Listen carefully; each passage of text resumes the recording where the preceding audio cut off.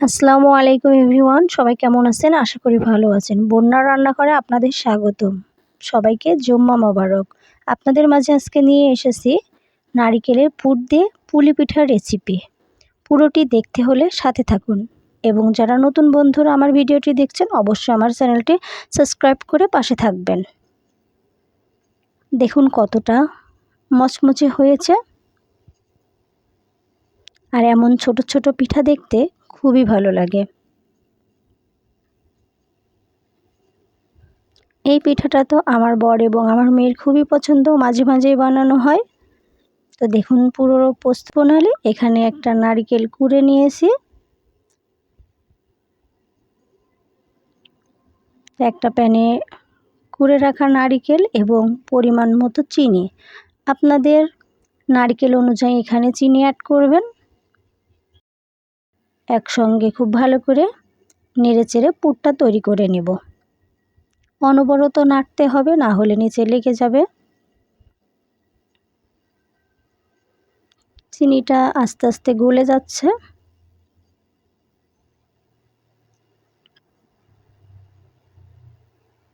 তো প্রায় হয়ে গেছে।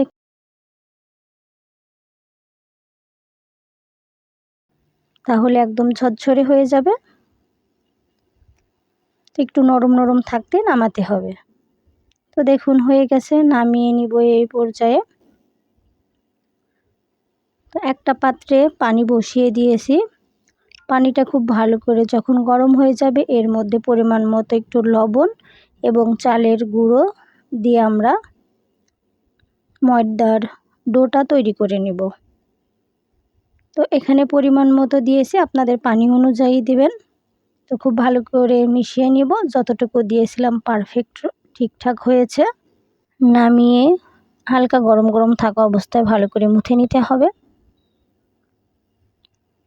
তো এখানে রেডি হয়ে গেছে। এখন আমরা রুটি বেলে নিব। এখানে একটু রুটিটা বড় করে বেলতে হবে, তাহলে একটা রুটি থেকে অনেকগুলো লেচি কেটে নেওয়া যাবে। তো এভাবে কুকি কাটার দিয়ে কেটে নিচ্ছে। আপনারা চাইলে বিভিন্ন বয়ামের যে ঢাকনা থাকে এর থেকে বড় করেও কেটে নিতে পারেন।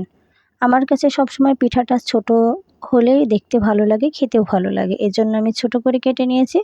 তো এখানে নারিকেলের পুরটা দিয়ে দেব। আর এই ছোট পিঠাতে নারিকেলের পুর খুব একটা বেশি লাগে না, আর খুব বেশি দিলেও পিঠাটা ফেটে যায়। এভাবে করে মুখটা মেরে নেব। আর মুখটা যেন না খুলে সেজন্য বিভিন্ন ডিজাইন করে নিতে পারেন। যদি কেউ একদমই ডিজাইন না পারেন তাহলে কাঁটা চামিচের সাহায্যে করতে পারেন। আপনাদের দেখাবো। তো আরেকটা তৈরি করে নিচ্ছি। এভাবে করে আমরা সবগুলো বানিয়ে নিব।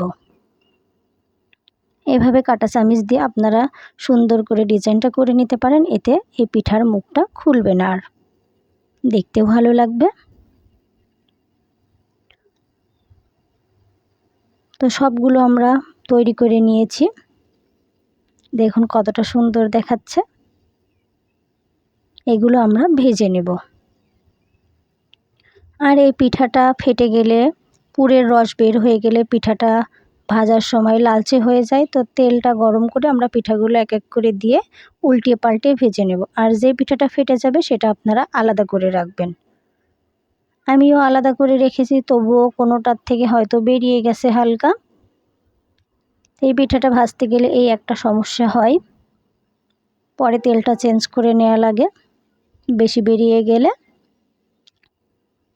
আপনাদের যদি ভালো লাগে আমার এই পিঠার রেসিপিটি, আপনারা এভাবে বাসায় বানিয়ে দেখতে পারেন, ভালো লাগবে।